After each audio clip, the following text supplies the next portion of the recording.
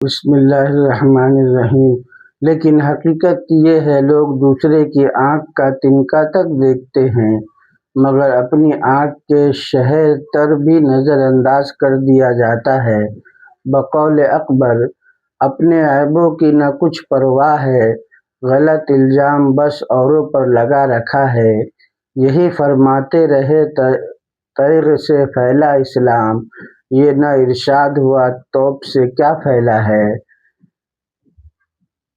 الغرض مدافعانہ اور جارحانہ جہاد کا مقصد مکارم اخلاق کی اشاعت اور اسلام کا تحفظ و تبلیغ اسلام کے راستے میں جو رکاوٹیں ڈالی جاتی تھیں ان کا ہٹانا تھا۔ ان تمام واقعات پر نظر ڈالنے کے بعد جس عام یورپین مورخین اور مارگولیوس وغیرہ کا یہ خیال بالکل غلط اور افتراء رہ جاتی ہے کہ اسلامی جہاد کا مقصد صرف لوگوں کو مسلمان کرنا اور لوٹ مار کر کے اپنے معاشے مہیا کرانا تھا، اسی طرح اسلامی روایات اور تعامل صحابہ رضی اللہ عنہ کو جمع کرنے کے بعد اس میں بھی شک نہیں رہتا کہ اسلام میں جس طرح بغرض تحفظ مدافعانہ جہاد کو فرض کیا گیا ہے،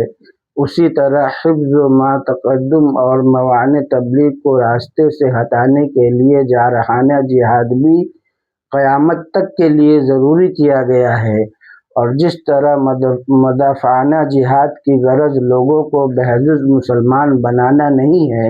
اسی طرح جارحانہ جہاد کا مقصد بھی کسی طرح یہ نہیں ہو سکتا،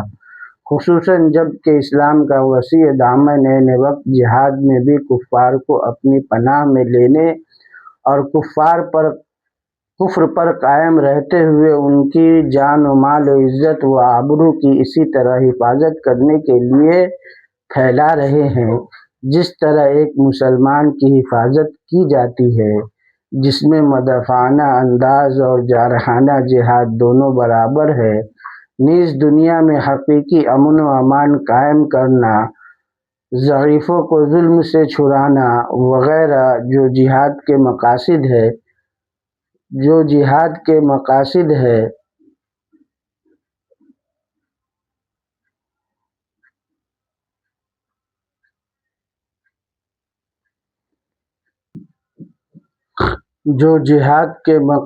ہے۔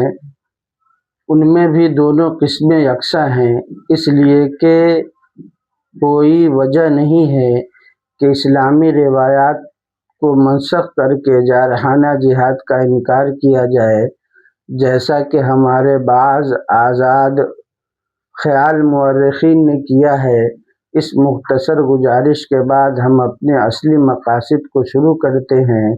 ہجرت کے بعد جہاد و غزوات کا جو سلسلہ شروع ہوا، جن میں سے بعض میں خود حضرت صلی اللہ علیہ وسلم بنفس نفیس تشریف لے گئے اور بعض میں خاص صحابہ رضی اللہ عنہ کی سرکردگی میں لشکر روانہ ہوئے۔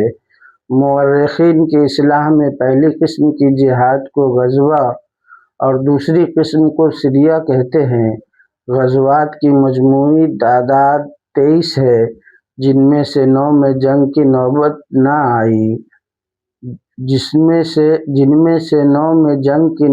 آئی، باقی میں نہیں، اور سرایا 43 ہے۔ اور عجب ہے کہ ان تمام غزوات اور سرایا میں باوجود مسلمان کے بے سر و سامانی اور قلت تعداد کی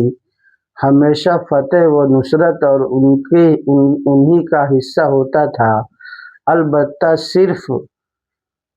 البتہ صرف غزوہ احد میں فتح پانے کے بعد مسلمانوں کو شکست ہوئی، اور وہ بھی اس لیے کہ لشکر کے ایک ٹکڑے نے حضرت صلی اللہ علیہ وسلم کے امر کے خلاف کیا تھا۔ ہم ان تمام غزوات و سرایا کو بغرض تو صحیح ایک نقشے کی صورت میں سنو و وارد درج کرتے ہیں، اور چونکہ غزوات و سرایا کی تاریخ اور تعداد میں اختلاف ہے، اس لیے ہم نے اس تمام بیان میں حافظ حدیث علامہ مقتلائی کی سیرت پر اعتماد کیا ہے۔ وما علینا الا البلاغ۔